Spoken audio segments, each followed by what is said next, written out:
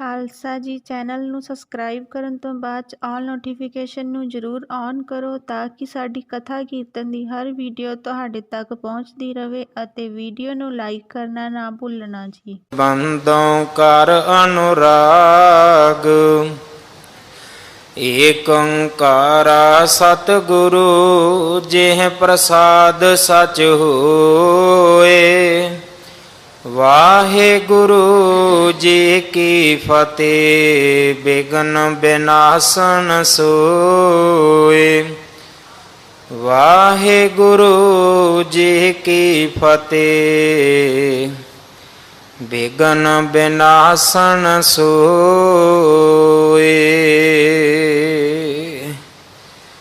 ਰੋਜੀ ਹਮਰੀ ਆਜ ਤੇ ਭਈ ਬੰਦ ਦਰ ਸ਼ਾਹੇ। ਤੁਮ ਤੇ ਸਭ ਕਿਛ ਹੂਤ ਹੈ ਸੰਤੋ ਬੇਪਰਵਾਹ।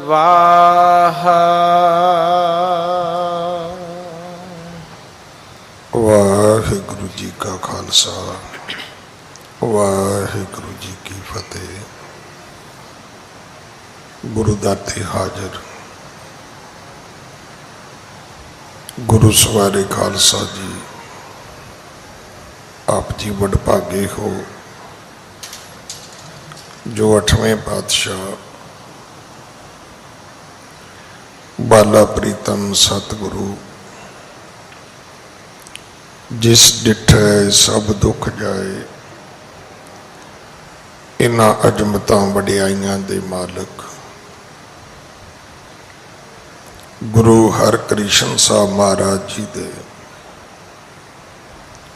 ਪਵਿੱਤਰ ਚਰਨ ਛੋਹ ਪ੍ਰਾਪਤ ਇਤਿਹਾਸਕ ਅਸਥਾਨ ਗੁਰਦੁਆਰਾ ਬੰਗਲਾ ਸਾਹਿਬ ਜੀ ਦੀ ਯਾਤਰਾ ਕਰਦੇ ਹਾਂ। ਜੁਗੋ ਜੁਗ ਅਟਲ ਛਤਰ ਚਵਰ ਤਖਤ ਦੇ ਮਾਲਕ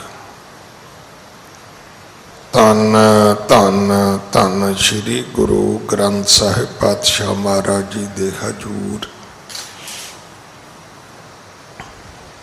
ਮਨੁੱਖਾ ਜੀਵਨ ਦੀਆਂ ਘੜੀਆਂ ਨੂੰ ਸਫਲਾ ਕਰ ਰਹੇ ਹੋ। ਸਤਿਗੁਰੂ ਸਾਰਿਆਂ ਦੀ ਯਾਤਰਾ ਸਫਲ ਕਰਨ। ਹੁਣ ਸਮਾਂ ਹੈ ਗੁਰੂ ਦਰਬਾਰ ਦੇ ਨਿਯਮ ਅਨੁਸਾਰ ਗੁਰੂ ਇਤਿਹਾਸ ਦੀ ਚੱਲ ਰਹੀ ਲੜੀਵਾਰ ਕਥਾ ਦਾ ਆਪਣੀਆਂ ਮਨ ਬਿਰਤੀਆਂ ਇਕਾਗਰ ਕਰੋ। ਰਸਨਾ ਪਵਿੱਤਰ ਕਰ ਦੇ ਇੱਕ ਵਾਰ ਸਾਰੇ ਉਚਾਰਨ ਕਰੋ ਜੀ। ਸਤਨਾਮ ਵਾਹਿਗੁਰੂ ਜੀ। ਇਹ ਇਤਿਹਾਸ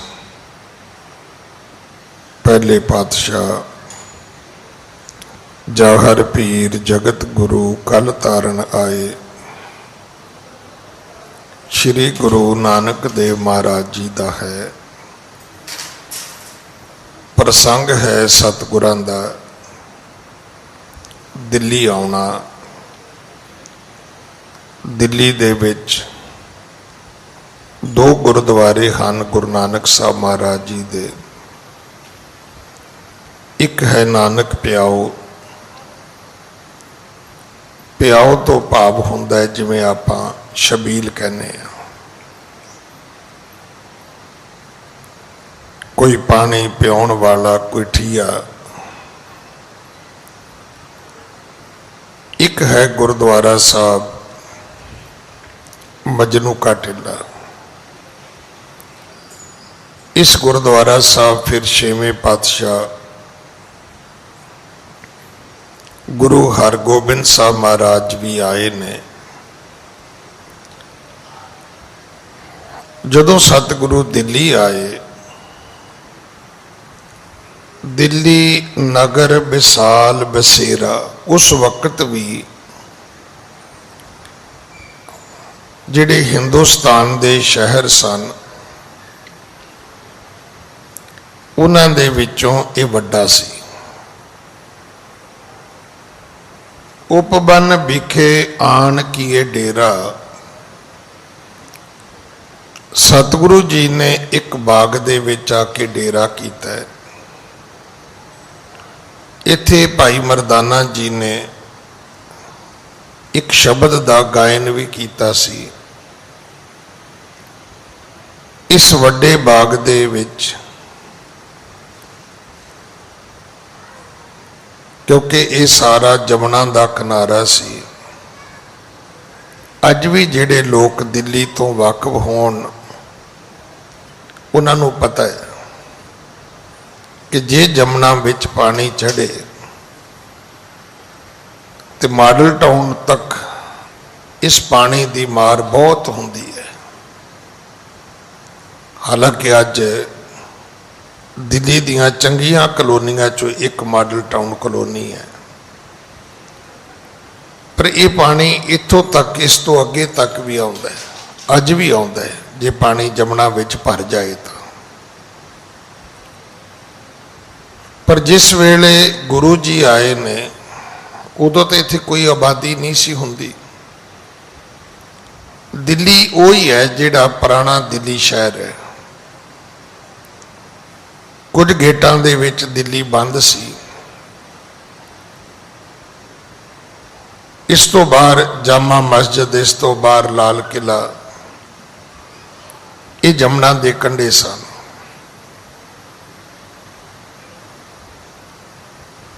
तो इस कथा दे विच आउंदा है कि गुरु जी जिस बाग विच ठहरे ने उत्थे बादशाह दा एक हाथी लैके महावत भी रहिंदे सन। अचानक हाथी की मौत हुंदी है, महावत फुट फुट के रोंदे ने। उन्हां दा रोना, उन्हां दा चीख चिहाड़ा, उन्हां दा वरलाप करना बहुत दुखदाई सी, सुनन वाले वास्ते भी पीड़ादायक सी। गुरु जी ने जाके उन्होंने हौसला दिता। श्री गुर कहे न चिंत कर, सबको दै करतार, जिते बहाने जगत के करनहार इक तार। भाई रोवो नहीं, हाथी मर गया, उदा समा सी चला गया। रही तुहाडी रोटी रोजी दी गल, परमात्मा ने रोटी रोजी दे लई एक बहाना बनाया है, उन्होंने कहते ने मिस। बाकी देनी तो उन्हें सब नूं है। जे रब सीधी रोटी दवे तो सारी दुनिया ही निकम्मी हो जानी सी। ना कीड़ियां ने तुरना सी, ना शेरां ने जंगल में शिकार लभना सी। आपां भी हाथ मुँह धो के बह जा करना सी भी थाली तो उपरों आ ही जानी है, चाह का कप भी आ जाना है। हुण तुसीं वेख्या ही है, जदों तुहानूं रूम सर्विस मिलती है होटलों में तो तुसीं की करते हो? कुछ भी नहीं करते। घंटी मारी समान मंगा लिया, घंटी मारी भांडे चकाते। अजे थोड़ी जी उत्थे मुश्किल होंदी कि उहदे तो बाद एक बिल आउंदा है, तो जे बिल भी ना आना होवे तो फिर तुसीं सोच सकते हो कि बंदा खलारा कितना क पा सकता है तो बंदे की गत की होगी। तो इस कथा दे विच आउंदा है कि गुरु जी कहन लगे भी ये तो रब दे रोटी देण दे बहाने ने। किसी नूं हाथी नवाउण दे पैसे मिलते सी, किसी नूं हाथी नूं पट्ठे पाउण दे पैसे मिलते सी, उहदी परवरिश करन दे। किसी नूं हाथी नूं चलाउण दे पैसे मिलते सी, किसी नूं हाथी नूं तैयार करना, उहदे ते हौदा रखना, ਉਹਦੇ ਪੈਸੇ ਮਿਲਦੇ ਸੀ। ਹਾਥੀ ਇੱਕ ਸੀ, ਨੌਕਰੀ ਕਈਆਂ ਨੂੰ ਮਿਲੀ ਸੀ। ਸਤਿਗੁਰੂ ਕਹਿਣ ਲੱਗੇ ਭਾਈ ਰੱਬ ਅੱਗੋਂ ਵੀ ਦਵੇਗਾ, ਰੋਵੋ ਨਹੀਂ।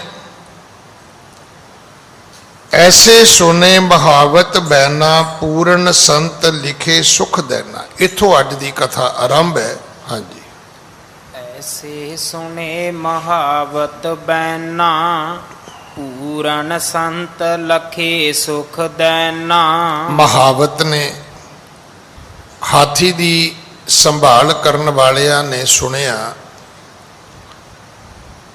ਤੇ ਸਮਝ ਆ ਗਈ ਇਹ ਕੋਈ ਸੰਤ ਹੈ ਜਿਹੜਾ ਰੱਬ ਦੀ ਤਸੱਲੀ ਦੇ ਰਿਹਾ ਹੈ, ਇਹ ਕੋਈ ਦਰਵੇਸ਼ ਹੈ। ਨਹੀਂ ਤਾਂ ਤੁਸੀਂ ਵੇਖਿਓ ਹੰਕਾਰੀ ਬੰਦਾ ਕਦੇ ਨਹੀਂ ਕਹੇਗਾ ਕਿ ਕੋਈ ਗੱਲ ਨਹੀਂ ਜੀ ਤੁਸੀਂ ਵਾਹਿਗੁਰੂ ਕਹੋ ਆਪੇ ਰੱਬ ਕੋਈ ਰਾਹ ਕੱਢੇਗਾ। ਹੰਕਾਰੀ ਬੰਦਾ ਤੇ ਕਹੇਗਾ ਵੀ ਮੈਨੂੰ ਦੱਸੋ ਜੀ ਮੈਂ ਤੁਹਾਡੇ ਲਈ ਕਰਾਂਗਾ, क्योंकि हम किया हम करेंगे हम मूर्ख गवार। पर रब दे भगत कदे नहीं करते, वो आपने कहते रब का नाम लेंदे ने। उन्हां दी वडियाई ये हुंदी है कि वो सब कुछ करके भी ये नहीं कहते मैं कीता है। वो तो इहो गल कहते ने क्या जानो क्या हर किया भयो कबीर कबीर।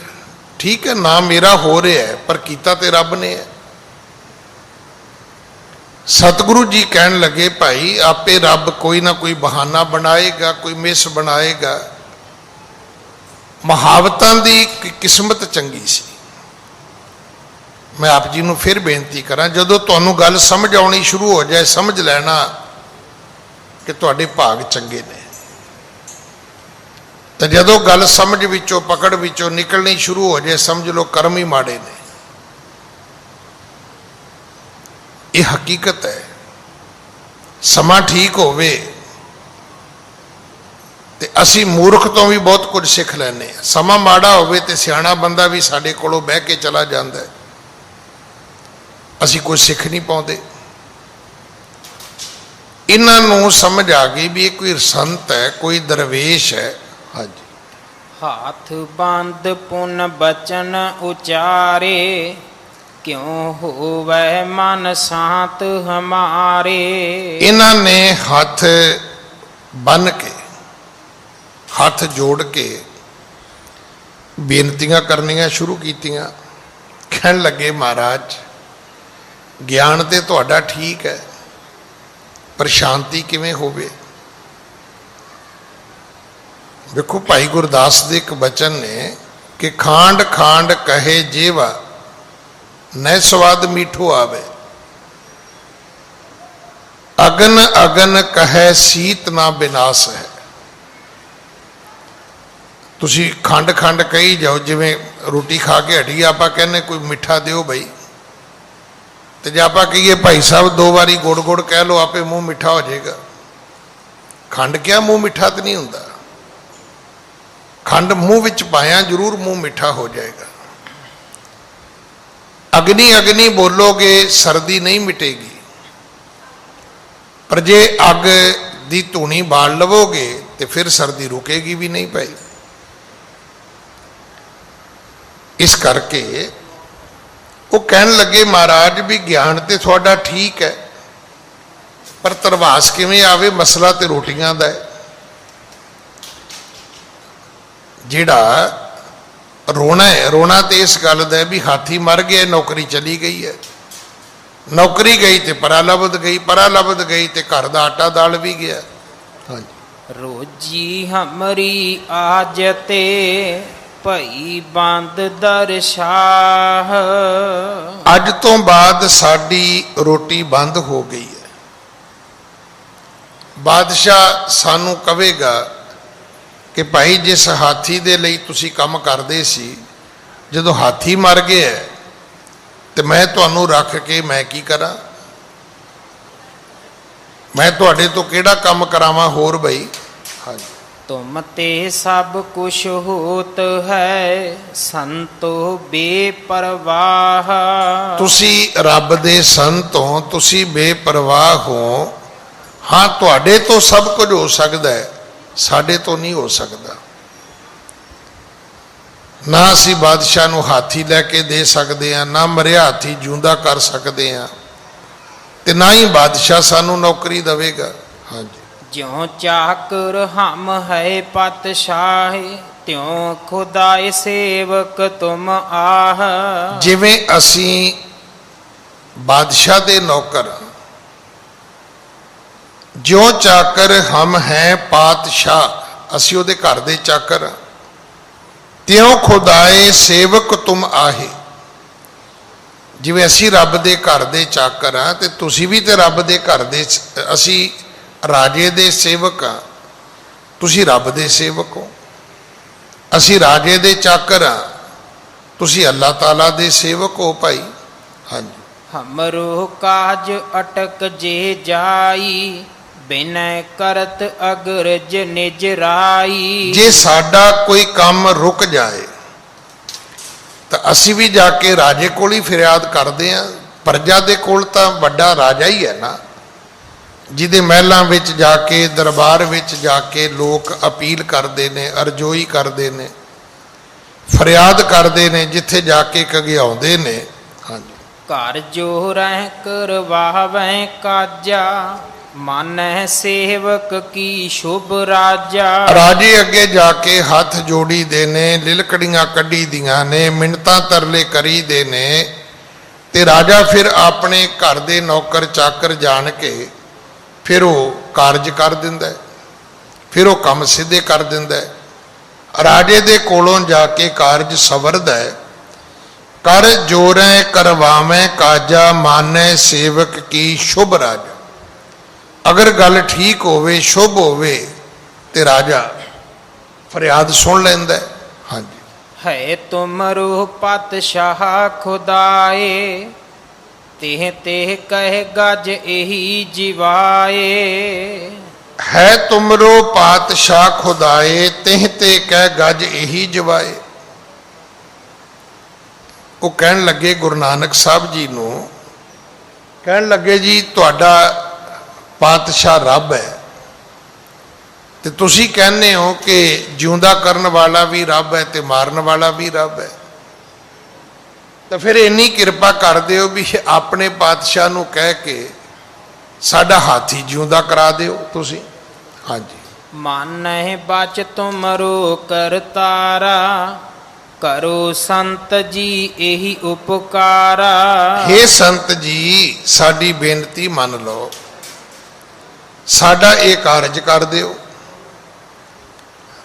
ਤੁਸੀਂ ਆਪਣੇ ਰੱਬ ਕੋਲੋਂ, ਆਪਣੇ ਪਰਮਾਤਮਾ ਕੋਲੋਂ, ਅੱਲਾ ਕੋਲੋਂ ਸਾਡਾ ਇਹ ਕੰਮ ਕਰਾ ਦਿਓ, ਸਾਡਾ ਹਾਥੀ ਜਿਉਂਦਾ ਕਰਾ ਦਿਓ। ਤੁਸੀਂ ਹਾਥੀ ਜਿਉਂਦਾ ਹੋ ਜਾਏਗਾ, ਸਾਡੀ ਰੋਟੀ ਰੋਜੀ ਮਿਲ ਜਾਏਗੀ।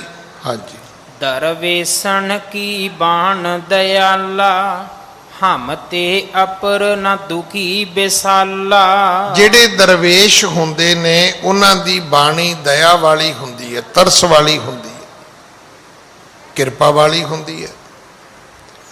ਇਸ ਕਰਕੇ ਤੁਮ ਤੇ ਅਪਰ ਨਾ ਦੁਖੀ, ਹਮ ਤੇ ਅਪਰ ਨਾ ਦੁਖੀ ਬਸਾਲਾ।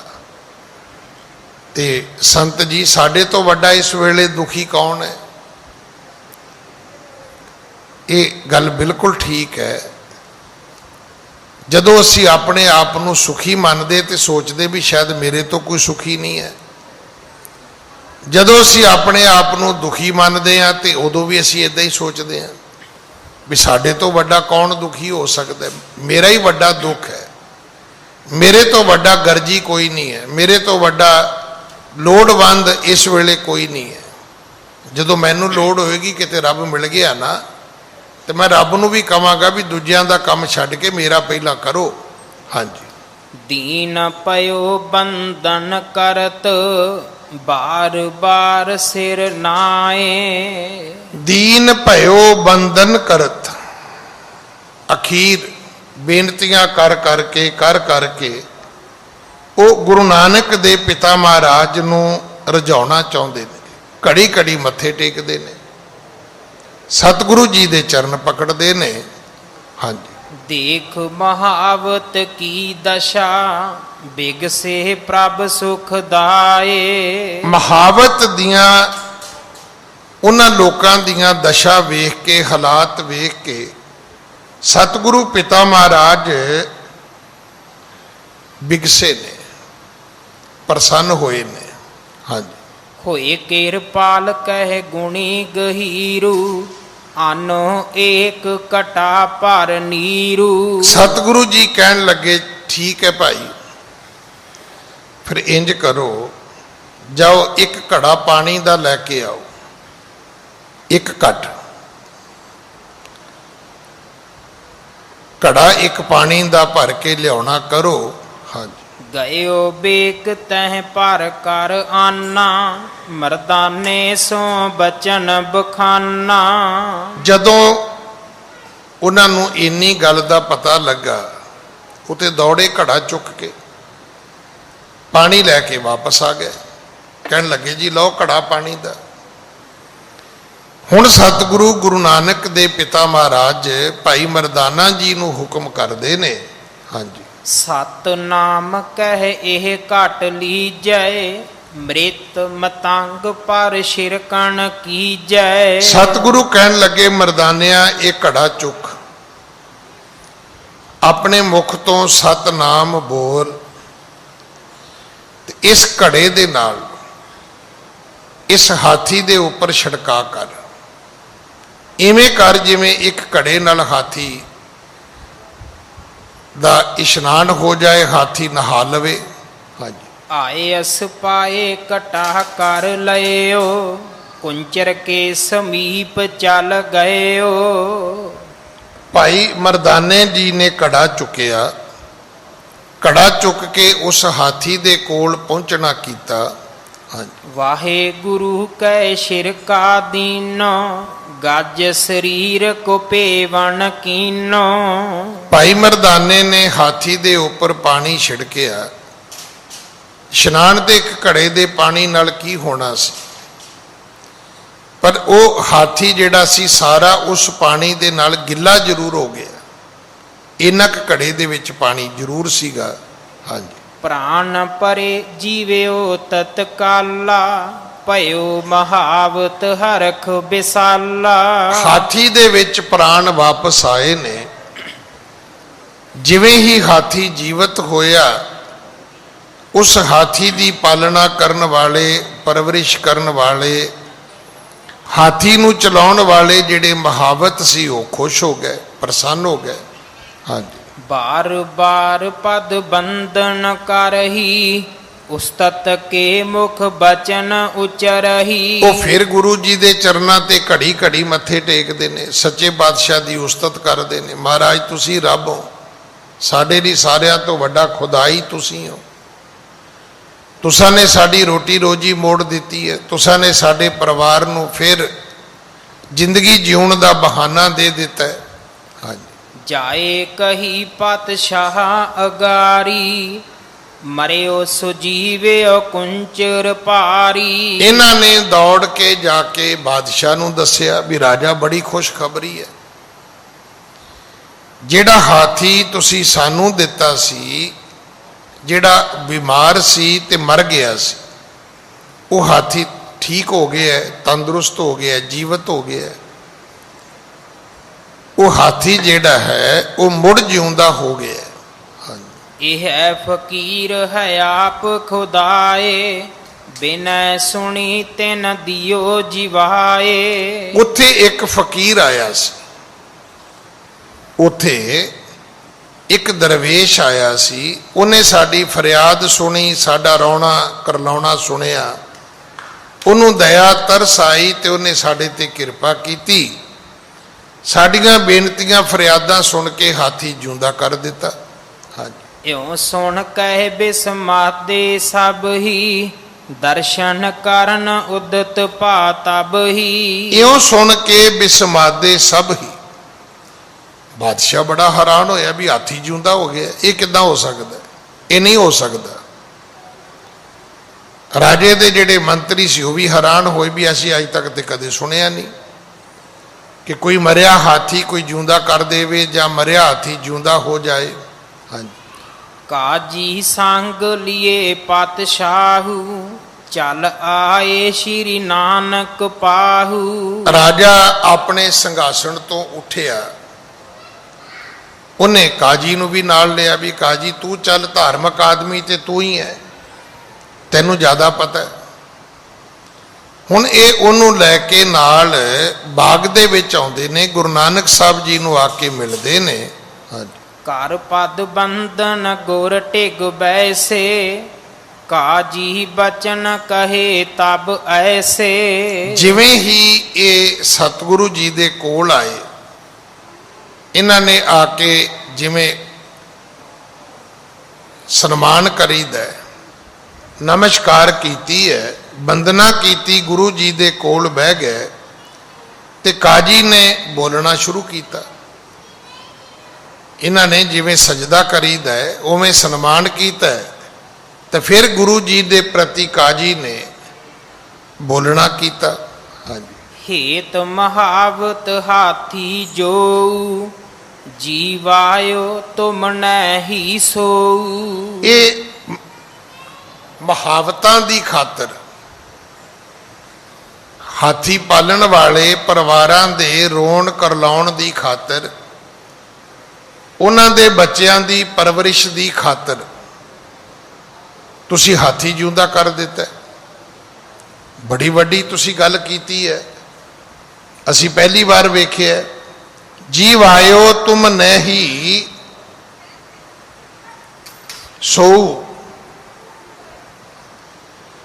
ਕੀ ਇਹ ਗੱਲ ਸੱਚ ਹੈ ਕਿ ਹਾਥੀ ਮਰਿਆ ਸੀ ਤੇ ਤੁਸੀਂ ਇਹਨਾਂ ਦੇ ਵਾਸਤੇ ਜਿਉਂਦਾ ਕਰ ਦਿੱਤਾ? ਹਾਂਜੀ। ਸੁਣ ਕਹਿ ਰਾਵਰ ਸਿਫਤ ਕਨੇਰੀ, ਦਰਸ਼ਨ ਹਿਤ ਆਏ ਬਿਨ ਦੇਰੀ। ਸੁਣ ਕੇ ਰਾਵਰ ਸਿਫਤ ਕਨੇਰੀ, ਕਾਜੀ ਨੇ ਕਿਹਾ ਵੀ ਜਿਹੜਾ ਮੇਰਾ ਬਾਦਸ਼ਾਹ ਹੈ ਇਹ ਤੁਹਾਡੀ ਸਿਫਤ ਸੁਣ ਕੇ ਸਿੰਘਾਸਨ ਛੱਡ ਕੇ ਆ ਗਿਆ। ਕਹਿਣ ਲੱਗਾ ਮੈਂ ਜਾ ਕੇ ਉਸ ਫਕੀਰ ਦਰਵੇਸ਼ ਨੂੰ ਮਿਲਾਂ ਤੇ ਸਹੀ। ਹਾਂਜੀ। ਕਾਜੀ ਕੀ ਦਿਸ਼ ਦੇਖ ਗੁਸਾਈ, ਬਾਣੀ ਨਿਰੰਕਾਰ ਅਲਾਈ। ਕਾਜੀ ਦੇ ਵੱਲ ਸਤਿਗੁਰਾਂ ਨੇ ਵੇਖਿਆ ਤੇ ਉਹ ਬਾਣੀ ਜਿਹੜੀ ਨਿਰਹੰਕਾਰ ਹੈ, ਜਿਹਦੇ ਵਿੱਚ ਹੰਕਾਰ ਨਹੀਂ ਵੀ ਹਾਂ ਮੈਂ ਕੀਤਾ ਜਿਉਂਦਾ, ਉਹ ਬਾਣੀ ਉਚਾਰੀ ਜਿਹਦੇ ਵਿੱਚ ਹੰਕਾਰ ਨਹੀਂ ਹੈ, ਜਿਹਦੇ ਵਿੱਚ ਹਉਮੈ ਨਹੀਂ ਹੈ। ਹਾਂਜੀ। ਹਮ ਹੈ ਕੌਣ ਮਿਰਤਕ ਜੀਵਾਰੈ, ਇੱਕ ਕਰਤਾਰ ਜੀਵਾਵੈ ਮਾਰੈ। ਸਤਿਗੁਰੂ ਕਹਿਣ ਲੱਗੇ ਵੀ ਅਸੀਂ ਕੌਣ ਆ ਬਈ, ਸਾਡੀ ਕੀ ਸ਼ਕਤੀ, ਸਾਡੀ ਕੀ ਸਮਰੱਥ ਹੈ। ਹਾਥੀ ਜਿਉਂਦੇ ਕਰ ਦੇਣੇ, ਹਾਥੀ ਮਾਰ ਦੇਣੇ ਸਾਡੀ ਸ਼ਕਤੀ ਥੋੜਾ ਹੈ, ਇਹ ਕੰਮ ਤੇ ਰੱਬ ਦਾ, ਇਹ ਤੇ ਰੱਬ ਕਰਦਾ। ਹਾਥੀ ਜੀਵ ਜਿਉਂਦੇ ਕਰਨੇ, ਜੀਵ ਜਿਉਂਦੇ ਮਾਰ ਦੇਣੇ, ਜਨਮ ਮੌਤ ਜਿਹੜੀ ਹੈ ਇਹ ਪ੍ਰਮਾਤਮਾ ਦੇ ਹੱਥ ਵਿੱਚ ਹੈ, ਸਾਡੇ ਹੱਥ ਜੀਵਾਂ ਦੇ ਵੱਸ ਵਿੱਚ ਨਹੀਂ ਹੈ। ਹਾਂਜੀ। ਤਿਸ ਬਿਨ ਔਰ ਸ਼ਕਤ ਕਿਸ ਮਾਹੀ, ਵਿਆਪਕ ਕਲਾ ਦੇਖੀਅਤ ਜਾਹੀ। ਇਸ ਕਰਕੇ ਤਿਸ ਬਿਨ ਔਰ ਸ਼ਕਤ ਕਿਸ ਮਾਹੀ, ਕਾਜੀ ਤੁਸੀਂ ਦੱਸੋ ਵੀ ਰੱਬ, ਇਸ ਰੱਬ ਤੋਂ ਬਗੈਰ ਇਹ ਸ਼ਕਤੀ ਕਿਸੇ ਕੋਲ ਹੋ ਸਕਦੀ ਹੈ? ਕੀ ਇਸ ਸ਼ਕਤੀ ਦਾ ਕੋਈ ਦੂਸਰਾ ਮਾਲਕ ਹੋ ਸਕਦਾ ਹੈ? ਨਹੀਂ। ਵਿਆਪਕ ਕਲਾ ਦੇਖੀਅਤ ਜਾਹੀ, ਸਾਰੀ ਦੁਨੀਆ ਦੇ ਵਿੱਚ ਸ਼ਕਤੀ ਵਿਆਪਕ ਹੈ, ਪ੍ਰਗਟ ਹੈ, ਸਭ ਰੱਬ ਦਾ ਹੁਕਮ ਵਰਤਦਾ ਹੈ, ਸਭ ਪਰਮਾਤਮਾ ਦੇ ਹੁਕਮ ਦੇ ਵਿੱਚ ਦੁਨੀਆ ਰਹਿੰਦੀ ਹੈ। ਕੋਈ ਹੈ ਜਿਹੜਾ ਪਰਮਾਤਮਾ ਤੋਂ ਬਿਨਾ ਜਿਉਂਦਾ ਰਹਿ ਸਕਦਾ ਹੋਵੇ?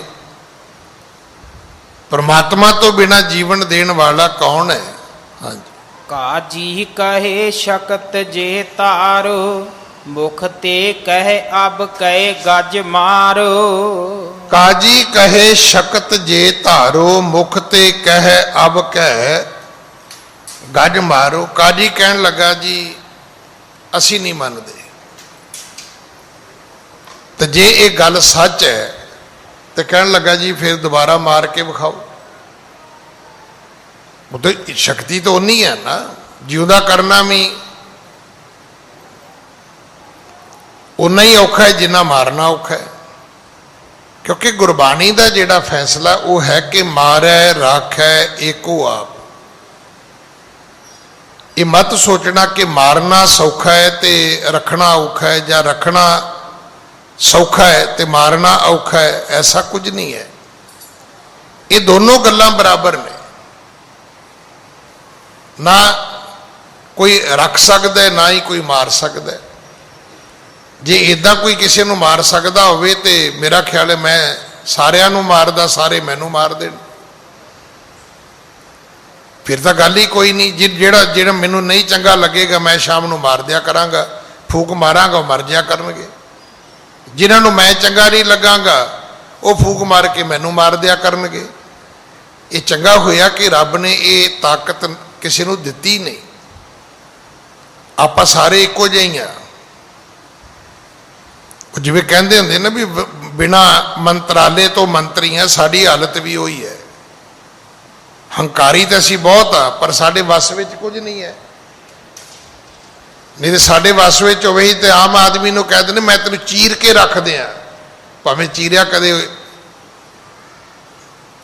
ਖਾਣ ਵਾਸਤੇ ਉਹਨੇ ਖੀਰਾ ਵੀ ਨਾ ਹੋਵੇ, ਖਰਬੂਜਾ ਵੀ ਨਾ ਹੋਵੇ, ਹਦਵਾਣਾ ਵੀ ਨਾ ਹੋਵੇ, ਦਬਕਾ ਐ ਮਾਰਦਾ ਬੰਦੇ ਨੂੰ ਕਿ ਮੈਂ ਤੈਨੂੰ ਚੀਰ ਕੇ ਰੱਖ ਦਿਆਂਗਾ। ਕਹਿਣ ਨਾਲ ਕੀ ਹੁੰਦਾ ਹੈ? ਬੋਲਣ ਨਾਲ ਨਹੀਂ ਹੁੰਦਾ।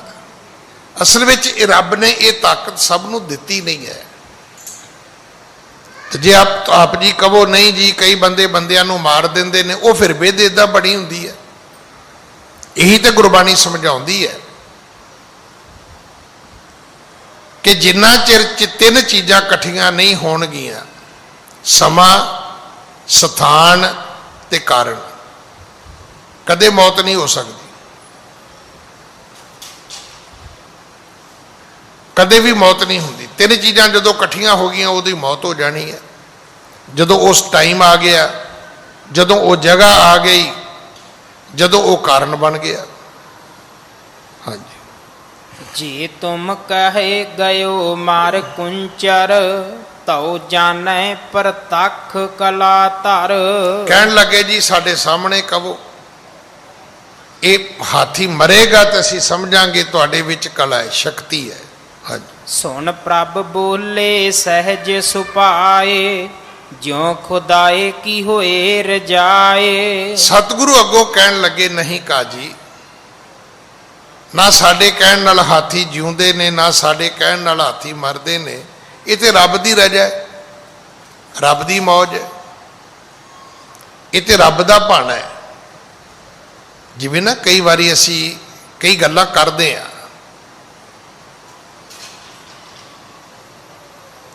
ਤੇ ਉਹ ਗੱਲਾਂ ਫਿਰ ਪੂਰੀਆਂ ਹੋ ਜਾਂਦੀਆਂ ਨੇ। ਕਈ ਵਾਰੀ ਆਪਾਂ ਗੁੱਸੇ 'ਚ ਆ ਕੇ ਕਹਿੰਦੇ ਵੀ ਇਹਦੇ ਨਾਲੋਂ ਤਾਂ ਮੈਂ ਮਰ ਹੀ ਜਾਵਾਂ ਤੇ ਚੰਗਾ ਹੈ, ਤੇ ਮੁੜ ਕੇ ਕੀ ਹੁੰਦਾ 2-4 ਘੰਟਿਆਂ ਬਾਅਦ ਭਾਣਾ ਵਰਤ ਜਾਂਦਾ। ਤੇ ਫਿਰ ਆਪਾਂ ਆਪ ਹੀ ਕਹਿੰਦੇ ਵੀ ਪਤਾ ਨਹੀਂ ਰੱਬ ਇਹਦੀ ਕਿਤੇ ਨੇੜੇ ਹੋ ਕੇ ਖਲੋਤਾ ਸੁਣਦਾ ਸੀਗਾ। ਪਰ ਮਾਰੇਗਾ ਰੱਬ ਹੀ, ਰੱਖੇਗਾ ਵੀ ਰੱਬ ਹੀ, ਪਾਲਣਾ ਪੋਸਣਾ ਕਰਨ ਵਾਲਾ ਵੀ ਰੱਬ ਹੈ। ਸਤਿਗੁਰੂ ਕਹਿਣ ਲੱਗੇ ਕਾਜੀ ਸਾਡੀ ਮਰਜ਼ੀ ਨਹੀਂ, ਇਹ ਖੁਦਾ ਦੀ ਰਜ਼ਾ ਹੈ, ਕਿਸੇ ਨੂੰ ਰੱਖਣਾ ਕਿਸੇ ਨੂੰ ਮਾਰਨਾ। ਹਾਂਜੀ। ਤਤ ਛਿਨ ਕੁੰਚਰ ਗਿਰਿਓ ਬਹੋਰੀ, ਪਰਿਓ ਮਿਰਤਕ ਹੋਏ ਤਿਸ ਹੀ ਠੌਰੀ। ਉਸੇ ਵੇਲੇ ਹਾਥੀ ਖੜਾ ਖੜੋਤਾ ਧਰਤੀ ਤੇ ਡਿੱਗਿਆ, ਹਾਥੀ ਦੀ ਮੌਤ ਹੋ ਗਈ। ਗੁਰੂ ਜੀ ਨੇ ਇਹ ਬਚਨ ਹੀ ਆਖੇ ਨੇ। ਕਹਿਣ ਲੱਗੇ ਕਾਜੀ ਸਾਡੇ ਕਹਿਣ ਨਾਲ ਹਾਥੀ ਨਹੀਂ ਮਰੇਗਾ, ਇਹ ਤਾਂ ਉਹਦੀ ਰੱਬ ਦੀ ਮੌਜ ਹੈ, ਕਿਸੇ ਜੀਵ ਨੂੰ ਰੱਖ ਦੇਣਾ ਕਿਸੇ ਨੂੰ ਮਾਰ ਦੇਣਾ। ਇਹ ਘਟਨਾਵਾਂ ਨਾ ਤੁਹਾਡੀ ਜ਼ਿੰਦਗੀ ਦੇ ਬਹੁਤ ਨੇੜੇ ਹੋ ਕੇ ਇਦਾਂ ਘਟਦੀਆਂ ਨੇ ਕਿ ਕਈ ਗੱਲਾਂ ਤੁਸੀਂ ਚਿਤਵਦੇ ਹੋ ਪੂਰੀਆਂ ਹੋ ਜਾਂਦੀਆਂ ਨੇ, ਤੁਸੀਂ ਬੋਲਦੇ ਹੋ ਤਾਂ ਪੂਰੀਆਂ ਹੋ ਜਾਂਦੀਆਂ ਨੇ। ਇਹ ਬੜੇ ਸਾਰੇ ਲੋਕਾਂ ਦੇ ਉੱਤੇ ਕੇਸ ਵੀ ਚੱਲਦੇ ਨੇ। ਕਈ ਵਾਰੀ ਨਾ ਬੰਦਾ ਉਦਾਂ ਹੀ ਗੁੱਸੇ 'ਚ ਆ ਕੇ ਕਹਿ ਦਿੰਦਾ ਹੈ, ਮੇਰੇ ਵੱਸ ਹੋਵੇ ਤੇ ਮੈਂ ਤੈਨੂੰ ਗੋਲੀ ਮਾਰ ਦਿਆਂ। ਹੁਣ ਇੱਕ ਬੰਦੇ ਨੇ ਤੇ ਵੈਸੇ ਗੁੱਸੇ 'ਚ ਬੋਲਿਆ, ਅੱਛਾ ਉਹ ਬੰਦੇ ਦੀ ਹੋ ਸਕਦਾ 100 ਜਗ੍ਹਾ ਦੁਸ਼ਮਣੀ ਹੋਵੇ, ਗੋਲੀ ਕਿਸੇ ਨੇ ਹੋਰ ਨੇ ਮਾਰਤੀ, ਤੇ ਹੁਣ ਫੜਿਆ ਕੌਣ ਜਾਏਗਾ? ਜਿਹਨੇ ਛੇਕੀ ਮਾਰੀ ਸੀ। ਮੇਰੇ ਵੱਸ ਹੋਵੇ ਤੇ ਮੈਂ ਤੈਨੂੰ ਗੋਲੀ ਮਾਰ ਦਿਆਂ, ਫਾਂਸੀ ਉਹ ਚੜੇਗਾ। ਕਈ ਗੱਲਾਂ ਜਿਹੜੀਆਂ ਨੇ ਉਹ ਸੁਭਾਵਕ ਵੀ ਪੂਰੀਆਂ ਹੁੰਦੀਆਂ ਨੇ। ਕਰਦਾ ਕੌਣ ਹੈ? ਰੱਬ ਪੂਰੀਆਂ ਕਰਦਾ। ਔਰ ਇਹ ਘਟਨਾਵਾਂ ਘਟਦੀਆਂ ਕਿਉਂ ਨੇ? ਕਿਉਂਕਿ ਰੱਬ ਨੇ ਕਈਆਂ ਨੂੰ ਬੋਲਣ ਦੀ ਸਜ਼ਾ ਵੀ ਦੇਣੀ ਹੁੰਦੀ ਹੈ। ਜਿਵੇਂ ਹੀ ਸਤਿਗੁਰੂ ਜੀ ਨੇ ਕਿਹਾ ਵੀ ਕਾਜੀ ਇਹ ਤਾਂ ਰੱਬ ਦੀ ਮੌਜ ਹੈ, ਦੂਜੇ ਪਾਸੇ ਕੀ ਹੋਇਆ? ਹਾਥੀ ਖੜਾ ਖੜੋਤਾ ਡਿੱਗਿਆ ਤੇ ਮਰ ਗਿਆ। ਹਾਂਜੀ।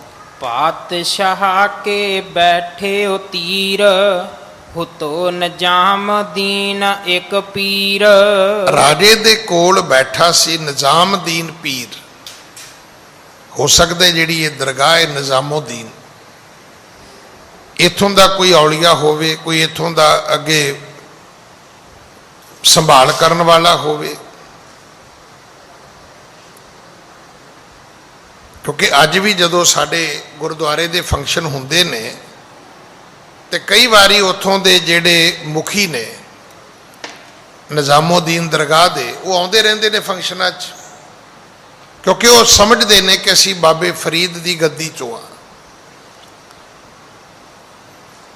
ਇਹ ਜਿਹੜਾ ਫਕੀਰ ਨਿਜ਼ਾਮੁਦੀਨ ਸੀ ਇਹ ਉਹਨਾਂ ਤੋਂ ਵਰਸਾਇਆ ਹੋਇਆ ਸੀ, ਤੇ ਉਹ ਉਹਨਾਂ ਦੀ ਗੁਰੂ ਘਰ ਦੇ ਪ੍ਰਤੀ ਬੜੀ ਨਿਸ਼ਠਾ ਹੈ, ਸ਼ਰਧਾ ਹੈ।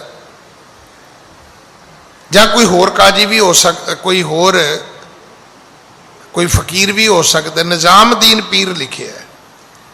ਇਹ ਵੀ ਉਸ ਵੇਲੇ ਬਾਦਸ਼ਾਹ ਦੇ ਨਾਲ ਸੀ, ਜਦੋਂ ਬਾਦਸ਼ਾਹ ਉੱਠ ਕੇ ਆਪਣੇ ਸਿੰਘਾਸਣ ਤੋਂ ਆਇਆ। ਹਾਂਜੀ। ਤਿੰਨ ਕਾਜੀ ਸੋਂ ਬਚਨ ਉਚਾਰੇ, ਇਹ ਖੁਦਾਏ ਹੈ ਨਾਰ ਤਨ ਤਾਰੇ।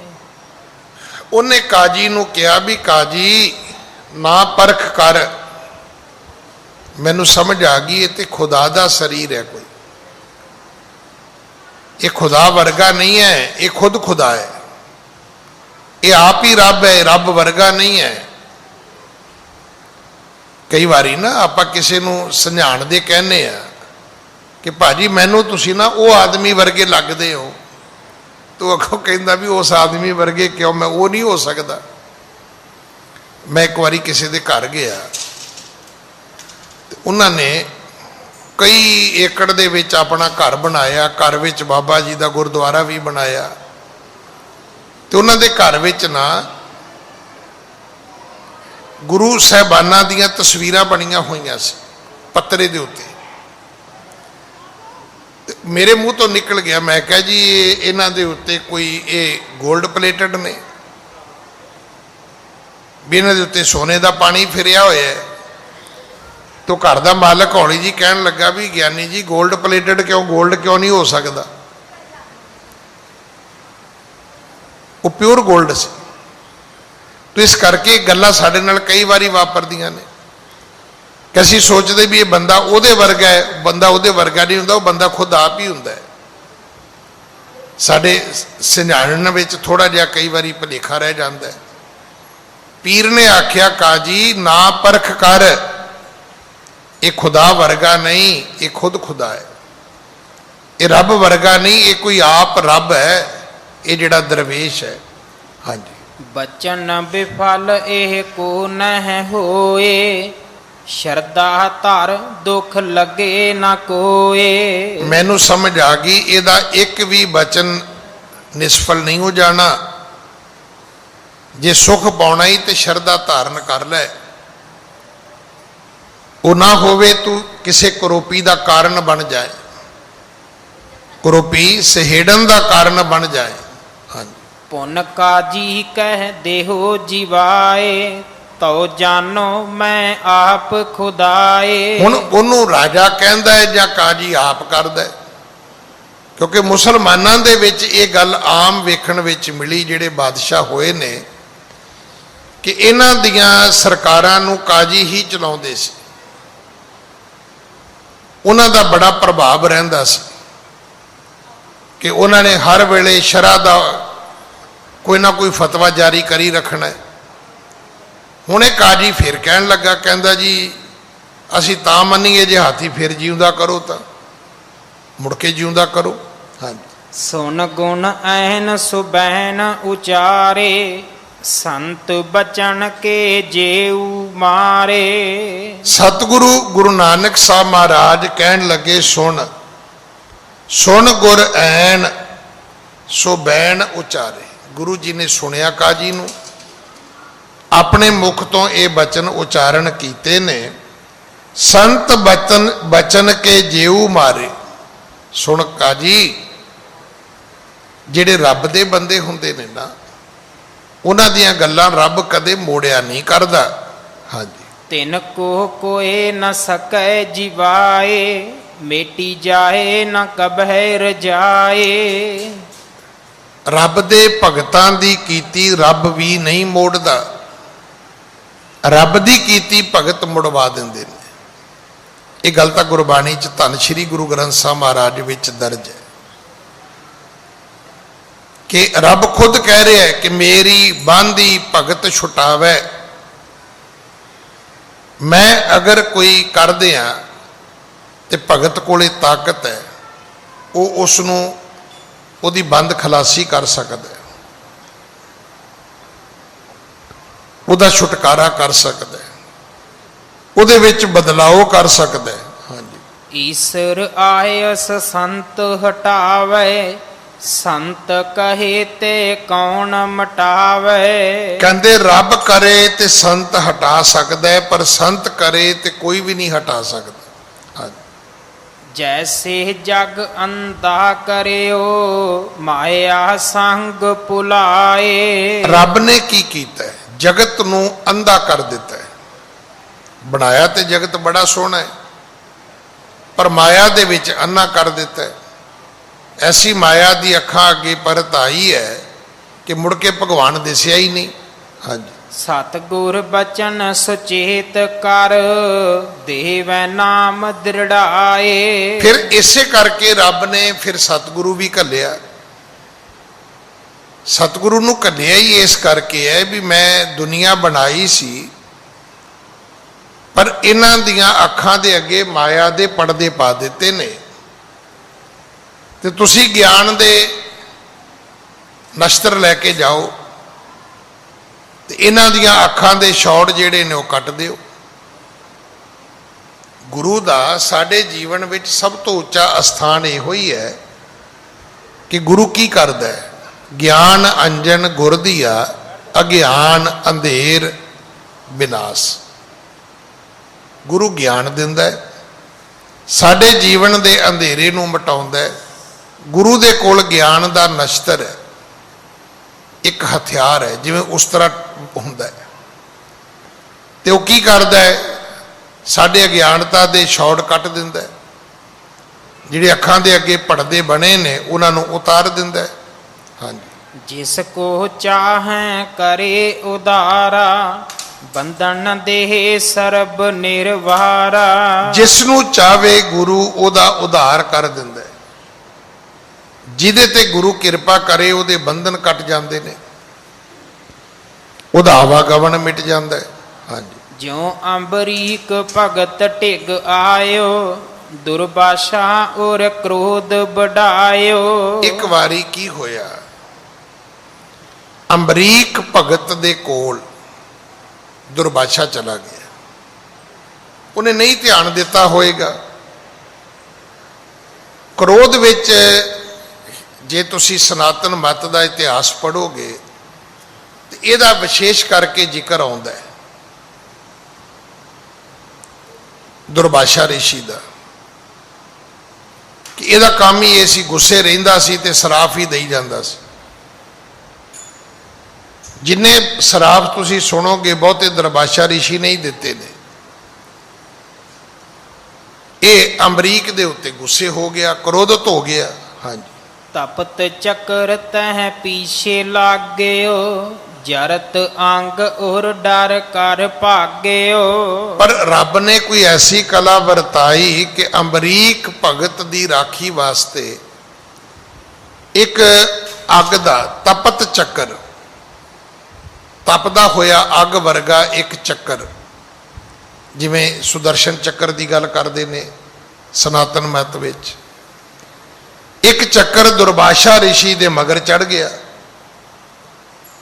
ਜੇ ਇਹ ਖਲੋਂਦਾ ਹੈ ਤੇ ਉਹ ਚੱਕਰ ਜਿਹੜਾ ਇਹਦੇ ਅੰਗ ਸਾੜਦਾ, ਸਰੀਰ ਨੂੰ ਸਾੜਦਾ, ਜਲਾਉਂਦਾ, ਇਹ ਹੁਣ ਅੱਗੇ ਅੱਗੇ ਭੱਜਾ ਫਿਰਦਾ, ਆਪਣੀ ਜਾਨ ਬਚਾਉਂਦਾ, ਆਪਣਾ ਸਰੀਰ ਬਚਾਉਂਦਾ। ਹਾਂਜੀ, ਸਸ ਸਭ ਤਾਹਨੈ ਰਾਖਿਓ ਜਿਸਨੂੰ, ਦ੍ਰੋਹ ਨਗਰੀਸ ਗਇਓ ਢਿਗ ਬਿਸ਼ਨੂ। ਇਸ ਦੁਰਵਾਸਾ ਰਿਸ਼ੀ ਨੇ ਪਹਿਲਾਂ ਚੰਦਰਮਾ ਕੋਲ ਗਿਆ ਵੀ ਤੂੰ ਠੰਡਾ ਹੈ, ਆ ਚੱਕਰ ਠੰਡਾ ਕਰ। ਫਿਰ ਸੂਰਜ ਦੇਵਤੇ ਕੋਲ ਗਿਆ ਵੀ ਅੱਗ ਤੇ ਤੇਰੇ ਤੋਂ ਹੀ ਆਉਂਦੀ ਹੈ, ਤੂੰ ਇਹਨੂੰ ਕੰਟਰੋਲ ਕਰ। ਫਿਰ ਇੰਦਰ ਦੇਵਤੇ ਕੋਲੇ ਵੀ ਗਿਆ।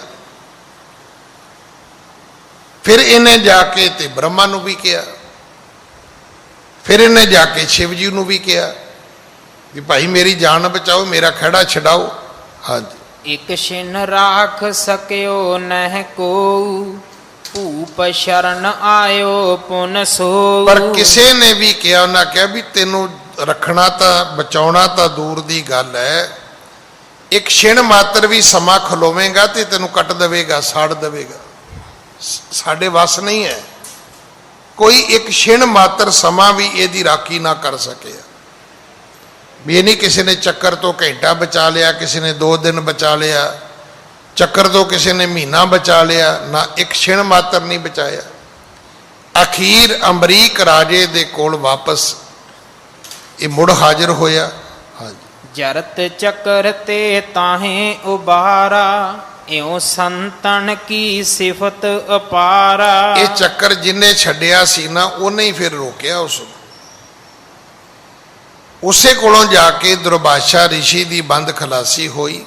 ਹਾਂਜੀ, ਕਰਨੋ ਏਕ ਓੰਕਾਰ ਜੋ, ਸੰਤ ਸੁਦੇਤ ਹਟਾਏ। ਰੱਬ ਦੀ ਕੀਤੀ ਨੂੰ ਸੰਤ ਟਾਲ ਸਕਦੇ ਨੇ, ਰੱਬ ਦੇ ਭਗਤ ਮੋੜ ਸਕਦੇ ਨੇ।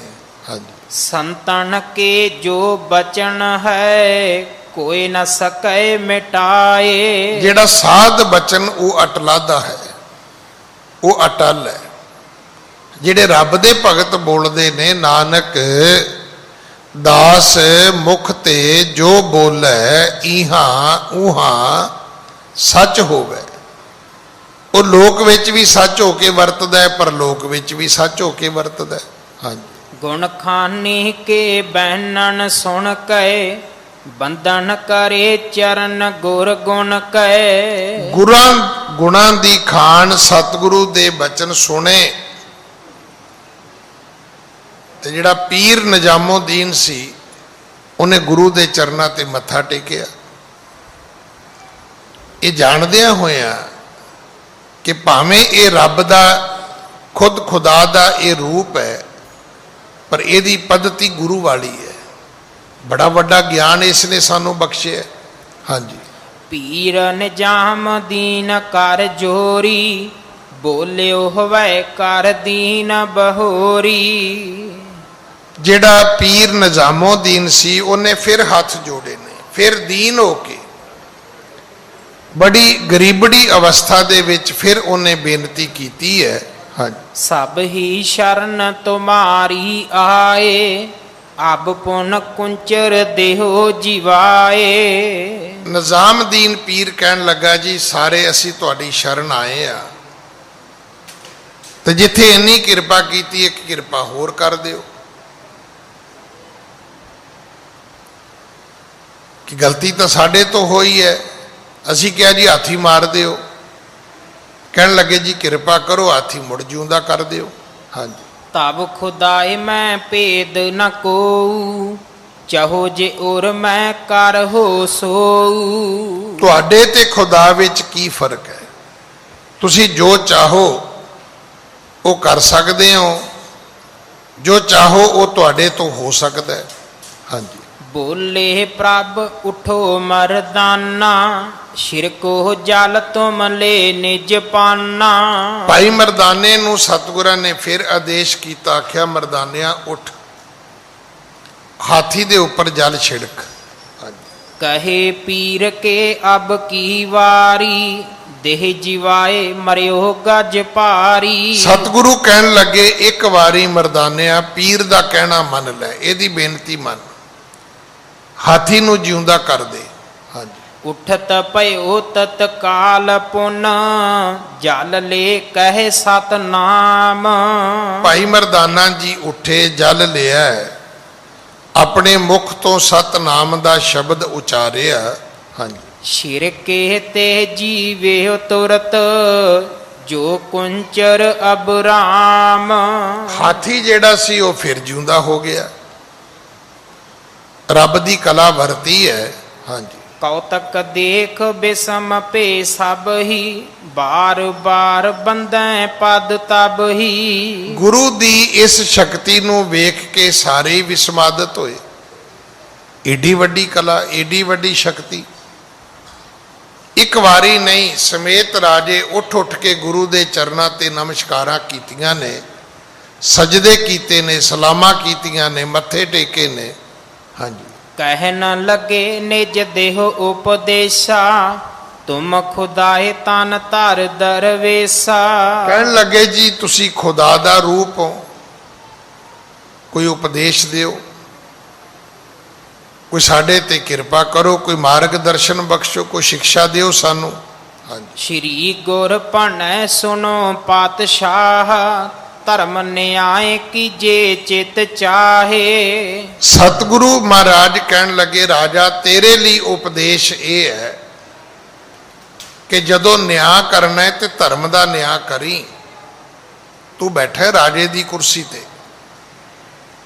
ਕੋਈ ਵਜ਼ੀਰ ਆ ਜਾਏਗਾ, ਕੋਈ ਹੋਰ ਤੇਰਾ ਅਹਿਲਕਾਰ ਆ ਜਾਏਗਾ, ਤੇ ਉਹ ਕਹਿਣਗੇ ਕਿ ਇੱਦਾਂ ਕਰ ਦਿਓ ਜੀ ਰਾਜਾ, ਇੱਦਾਂ ਕਰ ਦਿਓ ਜੀ। ਅੱਜ ਕੱਲ੍ਹ ਹੋ ਤੇ ਹੀ ਕੁਛ ਰਿਹਾ। ਆ ਜਿਹੜਾ ਖੇਤੀਬਾੜੀ ਦਾ ਜਿਹੜਾ ਰਾਮ ਰੌਲਾ ਇਹੋ ਹੀ ਹੈ ਕਿ ਜੇ ਰਾਜਾ ਪਰਜਾ ਨੂੰ ਵੇਖ ਕੇ ਫੈਸਲਾ ਕਰਦਾ ਤੇ ਨਹੀਂ ਸੀ ਹੋਣਾ। ਫੈਸਲਾ ਤੇ ਹੋ ਗਿਆ ਅਦਾਨੀ ਅੰਬਾਨੀ ਨੂੰ ਵੇਖ ਕੇ।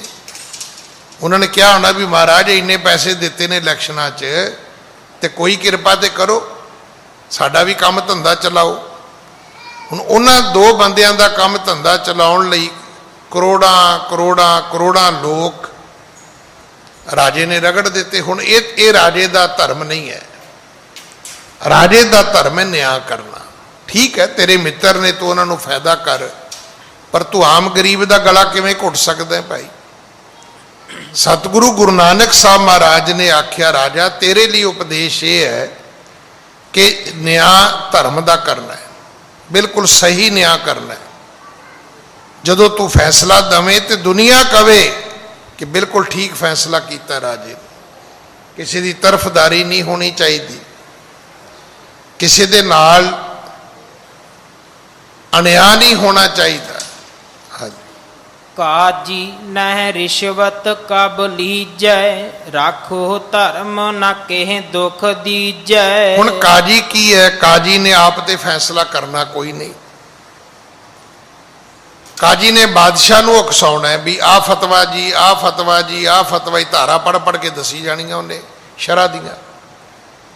ਤੇ ਪੜ੍ਹਦਾ ਸੀ ਲੋਕਾਂ ਤੋਂ ਪੈਸੇ ਲੈ ਕੇ, ਥੋੜਾ ਜਿਹਾ ਐਂ ਘੁਮਾਤਾ, ਥੋੜਾ ਜਿਹਾ ਐਂ ਘੁਮਾਤਾ। ਸਤਿਗੁਰੂ ਕਹਿੰਦੇ, ਕਾਜੀ ਤੇਰੇ ਲਈ ਉਪਦੇਸ਼ ਇਹ ਹੈ ਕਿ ਅੱਜ ਤੋਂ ਬਾਅਦ ਤੂੰ ਰਿਸ਼ਵਤ ਨਹੀਂ ਲਵੇਂਗਾ, ਕਿਉਂਕਿ ਵੱਡੀ ਲੈ ਕੇ ਹੱਕ ਗਵਾਏ। ਰਿਸ਼ਵਤ ਦੇ ਵਿੱਚ ਦੋਸ਼ ਕੀ ਹੈ? ਕੋਈ ਬੰਦਾ ਤੁਹਾਨੂੰ ਪੈਸੇ ਦਿੰਦਾ, ਲੈ ਲਓ, ਪਰ ਕੋਈ ਬੰਦਾ ਤੁਹਾਨੂੰ ਪੈਸੇ ਐਵੇਂ ਕਿਉਂ ਦੇਵੇਗਾ ਜਿਵੇਂ ਗੁਰਦੁਆਰੇ ਤੋਂ ਪ੍ਰਸ਼ਾਦ ਮਿਲਦਾ ਜੀ? ਨਹੀਂ, ਬੰਦਾ ਬੰਦੇ ਨੂੰ ਪੈਸੇ ਦੇਵੇਗਾ ਤੇ ਆਸ ਕਰੇਗਾ। ਜੇ ਤੁਹਾਨੂੰ 50,000 ਰੁਪਈਆ ਦੇਵੇਗਾ ਤੇ ਤੁਹਾਡੇ ਤੋਂ ਲੱਖ 2-4 ਲੱਖ ਦਾ ਉਹਨੇ ਕੰਮ ਕਢਾਉਣਾ ਹੋਏਗਾ। ਉਹ ਤੁਹਾਨੂੰ ਹੱਥ 'ਚ ਪੈਸੇ ਦੇ ਕੇ ਤੁਹਾਡਾ ਸਿਰ ਘੁਮਾਏਗਾ। ਰਿਸ਼ਵਤ ਵਿੱਚ ਦੋਸ਼ ਹੀ ਹੈ, ਨਹੀਂ ਤਾਂ ਪੈਸੇ ਇੱਕ ਦੂਜੇ ਨੂੰ ਤੁਸੀਂ ਦਿਓ, ਕੀ ਫਰਕ ਪੈਂਦਾ? ਅਗਰ ਤੁਸੀਂ ਕਿਸੇ ਨੂੰ ਗਿਫਟ ਦਿੰਦੇ ਹੋ ਤੇ ਕਿਸੇ ਨੂੰ ਕੋਈ ਇਤਰਾਜ਼ ਥੋੜਾ ਹੈ, ਪਰ ਗਿਫਟ ਇਸ ਕਰਕੇ ਦੇਣਾ ਕਿ ਇਹ ਬੰਦਾ ਹੁਣ ਮੇਰੇ ਹੱਕ ਵਿੱਚ ਫੈਸਲੇ ਕਰਨੇ ਸ਼ੁਰੂ ਕਰੇ, ਕਿਉਂਕਿ ਤੁਸੀਂ ਕਿਉਂ ਰਿਸ਼ਵਤ ਦਿਓਗੇ? ਕਿਉਂਕਿ ਹੱਕ ਤੁਹਾਡਾ ਨਹੀਂ ਹੈ, ਹੱਕ ਕਿਸੇ ਹੋਰ ਦਾ ਹੈ। ਕਿਸੇ ਹੋਰ ਦਾ ਹੱਕ ਮਾਰਨ ਵਾਸਤੇ ਇਹ ਰਿਸ਼ਵਤ ਜਿਹੜੀ ਹੈ ਇਹ ਸਭ ਤੋਂ ਵੱਧ ਕਾਰਗਰ ਸਾਬਤ ਹੁੰਦੀ ਹੈ। ਰਿਸ਼ਵਤ ਵਿੱਚ ਦੋਸ਼ ਹੀ ਹੈ, ਇਹ ਕਿਸੇ ਦਾ ਹੱਕ ਮਰਵਾਏਗੀ ਤੇ ਕਿਸੇ ਨੂੰ ਇਹ ਫੇਵਰ ਕਰੇਗੀ। ਸਤਿਗੁਰੂ ਕਹਿਣ ਲੱਗੇ ਕਾਜੀ ਤੇਰਾ ਧਰਮ ਇਹ ਹੈ ਕਿ ਅੱਜ ਤੋਂ ਬਾਅਦ ਤੂੰ ਰਿਸ਼ਵਤ ਲੈ ਕੇ ਝੂਠ ਨਹੀਂ ਬੋਲੇਗਾ। ਹਾਂਜੀ। ਸਤ ਸੰਗਤ ਮਿਲ ਸੇਵਾ ਕਰਨੀ, ਮਨ ਮਲੀਨਤ ਸਕਲੀ ਹਰਨੀ। ਅੱਜ ਤੋਂ ਬਾਅਦ ਸੱਚੇ ਪਰਮਾਤਮਾ ਦਾ ਸਿਮਰਨ ਕਰਨਾ ਤੇ ਗਰੀਬ ਦੀ ਲੋੜਵੰਦ ਦੀ ਰੱਬ ਦੇ ਬੰਦੇ ਜਾਣ ਕੇ ਸੇਵਾ ਕਰਨੀ। ਦੇਖੋ ਸੇਵਾ ਦੇ ਵਿੱਚ ਇਹ ਜ਼ਰੂਰੀ ਨਹੀਂ ਹੈ ਵੀ ਮੈਂ ਇਹਦੀ ਕਰਨੀ ਮੈਂ ਉਹਦੀ ਕਰਨੀ ਹੈ। ਸੇਵਾ ਦਾ ਸਭ ਤੋਂ ਵੱਡਾ ਨਿਯਮ ਇਹ ਹੈ ਕਿ ਜਿਹੜਾ ਵਿਅਕਤੀ ਲੋੜਵੰਦ ਹੈ, ਅਗਰ ਅੱਜ ਮੈਂ ਲੋੜਵੰਦ ਹਾਂ ਤੇ ਮੇਰੀ ਕਰਨੀ ਚਾਹੀਦੀ ਹੈ। ਅਗਰ ਅੱਜ ਮੈਂ ਲੋੜਵੰਦ ਨਹੀਂ ਰਿਹਾ ਤੇ ਜ਼ਰੂਰੀ ਨਹੀਂ ਮੇਰੀ ਕਰਨੀ ਹੈ, ਫਿਰ ਦੂਜੇ ਦੀ ਕਰੋ ਜਿਹੜਾ ਲੋੜਵੰਦ ਹੈ। ਦੇਖੋ ਦਵਾਈ ਦੀ ਲੋੜ ਕਿਹਨੂੰ ਹੈ? ਜਿਹੜਾ ਪੇਸ਼ੈਂਟ ਹੈ। ਜਿਹੜਾ ਠੀਕ ਹੋ ਜਾਏ ਆਪਾਂ ਉਹਨੂੰ ਵੀ ਦਵਾਈ ਦੇਈ ਜਾਈਏ, ਇਹ ਤਾਂ ਗਲਤ ਹੋ ਗਿਆ। ਖਾਲਸਾ ਜੀ ਚੈਨਲ ਨੂੰ ਸਬਸਕ੍ਰਾਈਬ ਕਰਨ ਤੋਂ ਬਾਅਦ 'ਚ ਆਲ ਨੋਟੀਫਿਕੇਸ਼ਨ ਨੂੰ ਜ਼ਰੂਰ ਔਨ ਕਰੋ ਤਾਂ ਕਿ ਸਾਡੀ ਕਥਾ ਕੀਰਤਨ ਦੀ ਹਰ ਵੀਡੀਓ ਤੁਹਾਡੇ ਤੱਕ ਪਹੁੰਚਦੀ ਰਹੇ ਅਤੇ ਵੀਡੀਓ ਨੂੰ ਲਾਈਕ ਕਰਨਾ ਨਾ ਭੁੱਲਣਾ ਜੀ।